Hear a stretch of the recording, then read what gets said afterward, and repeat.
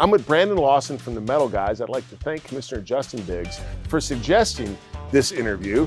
So, Brandon, tell us about the Metal Guys and your barbecue pits. So we are a custom fabrication company here in Knoxville, and we do custom barbecue pits. From small to big, anything in between, anything you think of, we can do it. How did you get started in this? So we actually got started back in 2015. In my garage in my house, we designed a CNC table. My business partner Hayes and I did, and we went from there and started cutting metal signs out, and that kind of morphed into custom fabrication, and now that's what we do. What is your passion for these extraordinary machines? Do you grill and smoke yourself? I do, and I love doing barbecue. Growing up at every family gathering we had, my grandfather had an actual pit he built. And we would always do either full hog cooking or ribs and brisket, stuff like that. So growing up, just with my grandfather and dad, we'd be out, we'd have a 4th of July gathering with 60 of our family members there. So I've always loved it. I grew up in it. My dad was a 3rd generation ironworker. So we're not necessarily ironworkers or fabricators, but kind of right in that line. So that's kind of what got us into it. And then if you are familiar with the barbecue community, it's just an awesome community. It's about bringing your friends, your family over, good times. So that's what it's about right here. We love people, and that's what we do. So you're able to combine more than one passion, not only barbecuing, but also your dad is an iron worker, and then the sense of community. Yeah, I mean, it's just everything in one. And so a lot of times we'll do big cookouts here, and we'll invite customers over, friends over. That's the one good thing about the barbecue community is when these guys come in to pick their smokers up, they're just ecstatic. And they bring us stuff from their hometowns. Because we've had guys drive in from Las Vegas, Michigan, Florida, Texas, a lot of guys from Texas. So it's really cool seeing they're passionate about what we're doing, so it makes us passionate also about it. You all started with metal signs, then when COVID hit, you had to make a pivot and start doing something else. And evidently that's led to what we see before us. Can you explain that transition? We kind of started in our garage with a CNC table cutting out custom metal signs, and we didn't develop that. But when COVID hit in 2020, our sign sales really took a hit.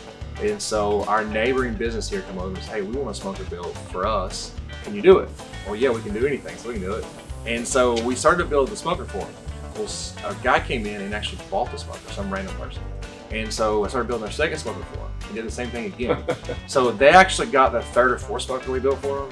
And at that point, we realized we're onto something. And that's kind of when we started putting it online, and it has just taken off from there. At this point, we're a year out. How many of these do you produce a year? A little bit over 100 a year. Last year, now we've picked up speed. We've hired on more guys. So sales are up. The amount of going out each day is up. So hopefully we'll be around 200 this year. What's your website? TMGPits.com. Everything is in-house. I say 98% of everything on the smoker we have either designed or built here. The only thing we don't build, it would be the casters, the wheels, or the hubs. Besides that, everything's in-house.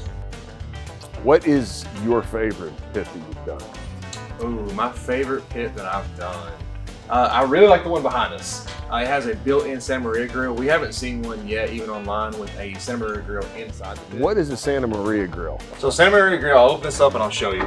So now this smoker here, we did double doors on it, so the grate inside would raise all the way up. So how the Santa Maria grill works is you have either charcoal or live fire underneath it, and you have a grate that's adjustable.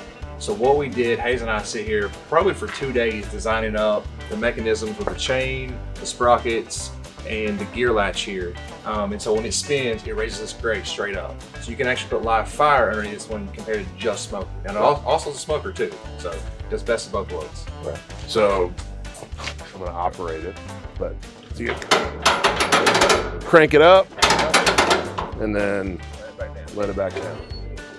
That's amazing. And you said it has a grease drain. So the grates here are sloped to the front and then down for grease drain, so you don't get all that grease drop on your fire and have to constant flare up.